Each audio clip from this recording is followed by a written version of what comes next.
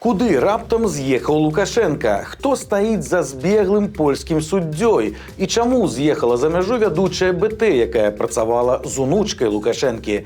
Прывітанне, сябры, гэта наша Ніва, і зараз мы пра ўсё вам раскажам. Раптоўны візіт Лукашэнкі. Учора ўвечары ён выправіўся ў Азербайджан з працоўнай паездкай. Прычым прапаганда яе ніяк не анансавала, а пра напрамак паведамілі ўвогуле пасля таго, як Лукашенко зляцеў з Мінска. За мяжой ён выбраў тактыку бясконцай раздачы кампліментаў, якая пачалася адразу пасля спуску з трапа. Тепло, в раю живете.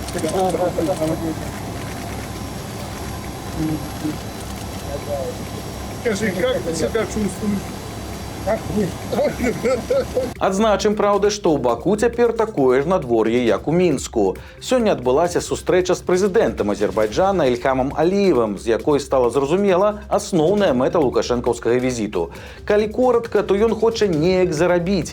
Лукашенко пачаў прапаноўваць Азербайджану ўсё, што мог бы прапанаваць, ад трактароў, лесаматэрыялаў і аграгарадкоў да аднаўлення адваяваных тэрыторый Нагорнага Карабаха сіламі беларускіх рабочих и предприемствов. К тому, что если в этом великом деле возрождения этих земель найдете нам место, где мы можем подставить плечо свое, и это будет вам выгодно, мы это сделаем с большим удовольствием, притом ответственно заявляю, сделаем так, как никто больше в мире не сделает. Таксама Лукашенко прапанаваў стварыць у Азербайджане сумесную з Беларусю вытворчасць лекаў. Цікава, што гэтую ідэю ён прасоўвае ледзь не кожнаму кіраўніку постсавецкай рэспублікі. Бо літаральна пару месяцаў таму, у лютым, Лукашенко прапаноўваў тое ж самае – адкрыць сумесную фармакалагічную вытворчасць кіраўніку Узбекістана Шаўкату Мірзіёеву. І тут варта аддаць Лукашенку належнае. Гэтыя паездкі на паклон – крок з яго боку абсалютна лагічны.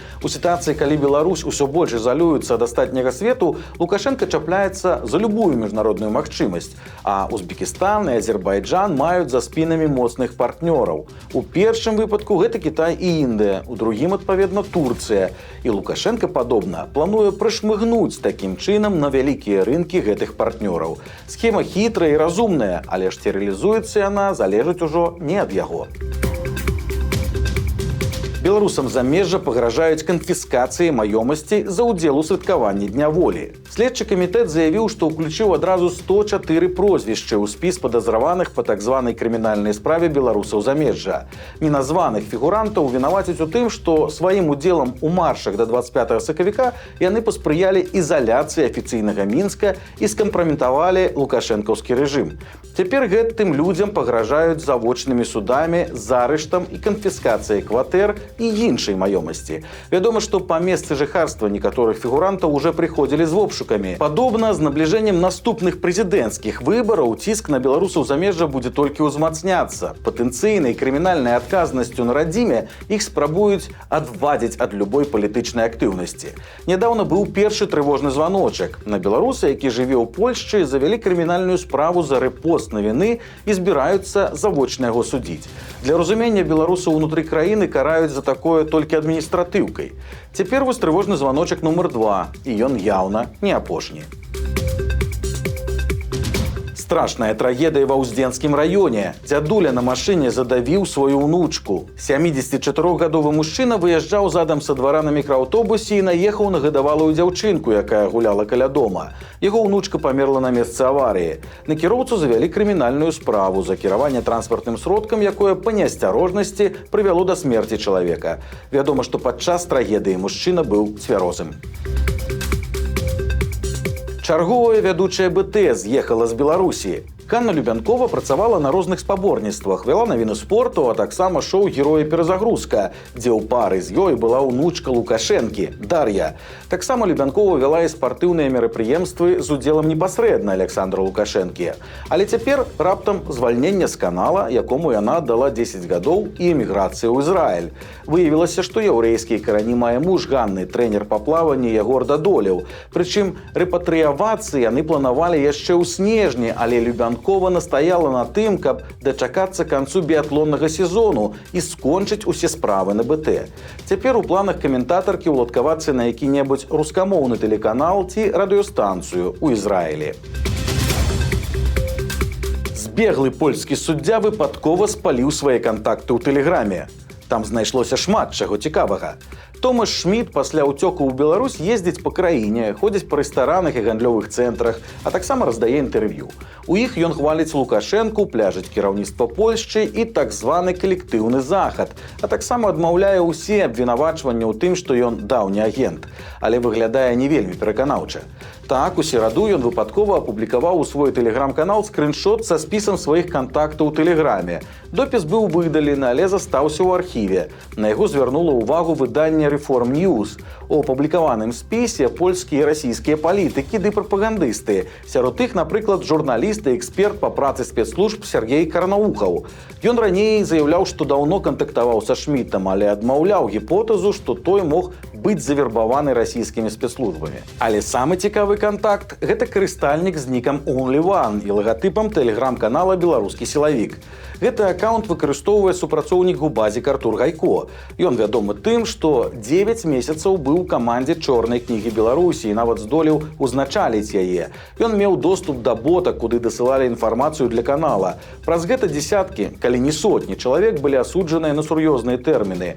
Падобна, Гайко цяпер даручылі курыраваць публічную дзейнасць Шмідта. А магчыма, Губазікавец і наогул вядзе тэлеграм-канал паляка, бо допісы на польскай мове там з'яўляюцца з вялікай колькасцю памылак. У Мінадукацыі прыдумалі спосаб, як нашкодзіць школьнікам, якія збіраюцца паступаць у замежныя універсітэты.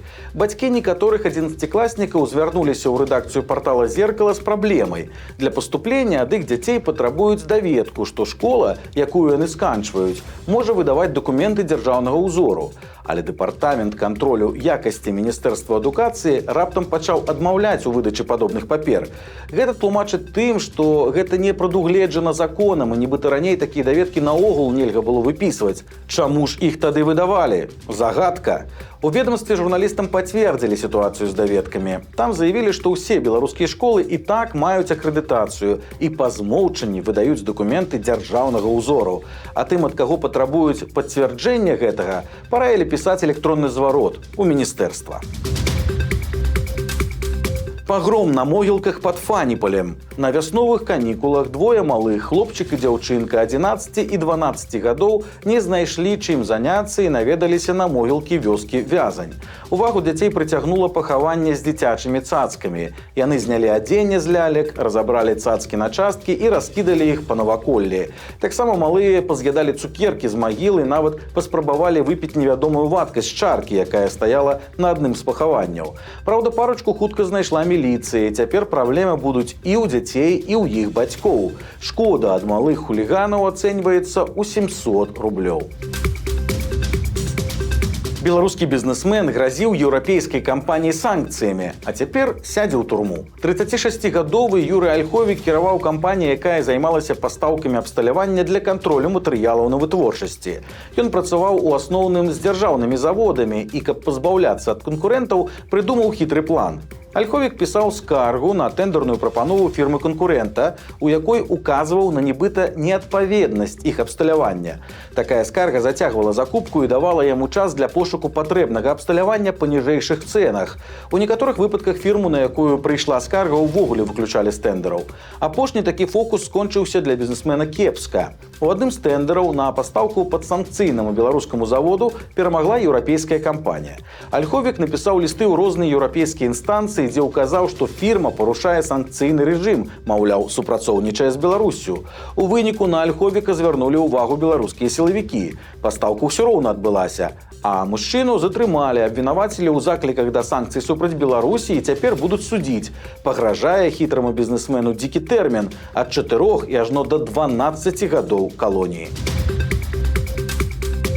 Сабака выратаваў беларускіх добраахвотнікаў цаной уласнага жыцця. У сераду былі параненыя 2 байцы палка Каліноўскага. Іх жыццю нічога не пагражае, але без страт не абышлося. Прэс-служба палка паведаміла, што ваяры засталіся жывыя дзякуючы даберману Магнусу. Сабака быў з імі ў шэрагу баявых задач і на гэты раз выратаваў групу ад смерці і раненняў, але сам, на жаль, загінуў. Беларусаў працягваюць затрымліваць за пратэсты 2020 года. Сілавікі апублікавалі відэа з Карынай Раманоўскай. Жанчына раней выкладала йогу, а да затрымання займалася лазернай эпіляцыяй. У якасці доказу ўдзелу ў акцыях пратэсту Губазік апублікаваў яе фота з плакатам. Таксама ёй закідаюць рэгістрацыю ў плане перамога. На Раманоўскую завялі крымінальную справу. У Бягомлі нехта падпаліў самалёт. Вечарам серады ратавальнікі атрымалі паведамленне пра пажар у самалёце-помніку Іл-14Т, які стаіць каля трасы Мінск-Віцебск. Калісьці яго выкарыстоўвалі ў палярнай авіяцыі, а пасля перадалі мясцоваму музею народнай славы ў памяць пра партызанскі аэрадром, які дзейнічаў у рэгіёне падчас Другой сусветнай вайны. Супрацоўнікі МНС, якія прыбылі на выклік, выявілі гарэлае смецце ўнутры самалёта. У выніку пажару ніхто не пацярпеў. У помніку аказаліся пашкоджаныя ілюмінатары і корпус. Сярод меркаваных прычын здарэння дзіцячае свавольства. Жыхар Воранаўскага раёна хацеў павысіць сваю актыўнасць, але замест гэтага трапіў у рэанімацыю. 46-гадовага мужчыну выпадковы спадарожнік пачаставаў сушанымі мухаморамі, якія нібыта ўздымаюць настрой. Але пасля ўжывання грыбоў замест прыліву сіл здарылася шпіталізацыя. Медыкі адзначаюць, што ў Беларусі расце колькасць выпадкаў, калі людзі ўжываюць ядавітыя грыбы ў спадзеве на лячэбны эфект ці атрыманне незвычайных пачуццяў. Але спецыялісты катэгарычна нагадваюць, мухаморы і белыя паганкі ядавітыя, іх ужыванне ў любым выглядзе небяспечнае для здароўя і жыцця.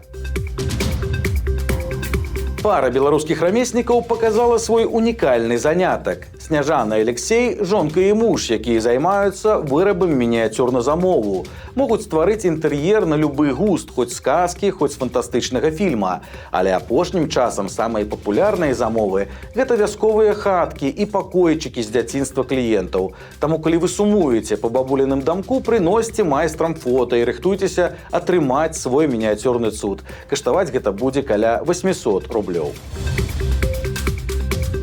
Рэкорд ад беларускага футбаліста. Гулец расійскага клуба «Машук КМБ», гэта 3-й дывізіён, Мікалай Іваноў забіў ужо на 3-й секундзе матча. Беларус не стаў разыгрываць мяч у цэнтры поля і проста ляснуў па воротах. Вторая лига А, 14-й тур, серебро, Химик против!